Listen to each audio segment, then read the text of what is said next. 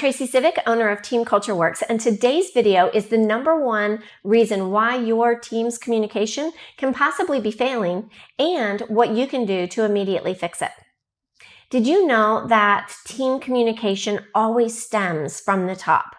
There have been countless studies done over the years that have shown that the way that a team communicates together, it is directly correlated to how the leader communicates with the team. In addition to that, if the team members don't feel safe and comfortable, valued, heard, all those wonderful adjectives in their position, then they will take a fight or flight stance, a survival mode attitude. And that's when you get finger pointing and the blame game and no accountability. So if any of this stuff is happening in your practice, let's take a look at how you are communicating with your team and make that the first step in fixing the issue. Now, you could be an amazing team leader, nicest person in the world, maybe even act according to the philosophy of treat others the way you want to be treated. That's wonderful, unless you are leading a team. When you're leading a team, I want you to throw that philosophy out the window. I want you to adopt a new one. I want you to treat others the way they want to be treated. Now, the challenge with that is they won't tell you how they want to be or need to be treated. So you're going to have to kind of figure it out. Every one of your team members is different. They have unique communication styles, and you're going to have to figure out what their communication style is. Because when you can do that, then you adapt your own communication style to meet theirs. Once you do that, they feel valued, appreciated, connected, heard, and then those feelings and emotions will stem out to how they communicate with the team, and a lot of the finger pointing and the blame game will be eliminated. So the question becomes, how do you know what their communication needs are? Well, it's pretty simple. At Team Culture Works, we use a system called DISC. It's an acronym for the 4 basic human behavior styles: direct, interactive, steady, and cautious. And once you can identify which one of those 4 quadrants your team members fit into, it's easy to adapt your behavior. So let's talk about it. I want you to get a sheet of paper. I want you to write down every one of your team members' names. If you've got team members who are very direct, like to only talk about facts, not a lot of emotion, get straight to the point, get in, get out, I want you to write a D next to their name. Okay? For those people, I want you to mimic or mirror their behavior. You talk to them in bullet points, don't bring a lot of emotion, and only speak in facts.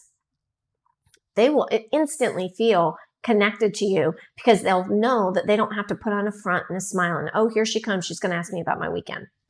Then if you look at your team list, and if you have anybody on there that is very interactive, meaning they like fun, spontaneous environments, they're the life of the party, they love to talk, they will talk for hours if you allow them to, they relate really well with patients, and they're pretty spontaneous and quick.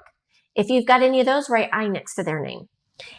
For those folks, they thrive on connecting, relationship. If you do not connect with them relationally before you lead them with any type of task, you have not connected with them.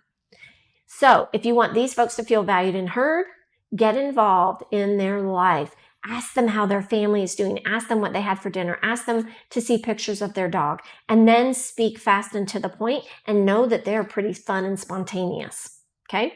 Adapt your style to them. Then if you have S is steady. I want you to look at your list of employees. If you have any slow and steady, harmonious people pleasers, write an S next to their name. For these folks, you need to slow your speech down. You need to throw out an idea and give them time to process it. You need to let them speak first because they are people pleasers. They will just adopt other people's opinions if you allow them to. Okay, so make them feel safe and comfortable by slowing down your speech, taking it down a notch, giving them time to practice, and allowing them to speak first. Last is your C's. C's, look at your list of employees, and if you have any folks on there that are cautious, ask a lot of questions. They're fact-based. These are your C's. These are the folks that are going to ask you a million questions before they begin a task. It's not because they're questioning you or interrogating you. It's simply because they want to make sure that they're doing it 100% and meeting your expectations, but they can't do that unless they are fully 100% confident that they have every detail they need. So have patience with them. Maybe give them their tasks and communicate with them in writing. They don't need any of the relational things, but they do need patience when they ask those questions. Okay? So if you can identify, now you should have a sheet of paper where you have identified the behavior style of each of your employees. I want you to take that and keep it somewhere where you can reference. Next time you need to have an interaction with one of your team members, I want you to see where they fall on that scale, and I want you to adapt your behavior accordingly. Once you do that, they feel valued, heard, appreciated, and they will start to value, hear, and appreciate their team members, and you will see your entire group's team communication elevate. If you have any other questions about team communication, team culture, or anything along those lines, I'd always love to hear from you. It's my favorite topic, so don't hesitate to reach out to me at the information below, and I will see you next time. Bye, everyone.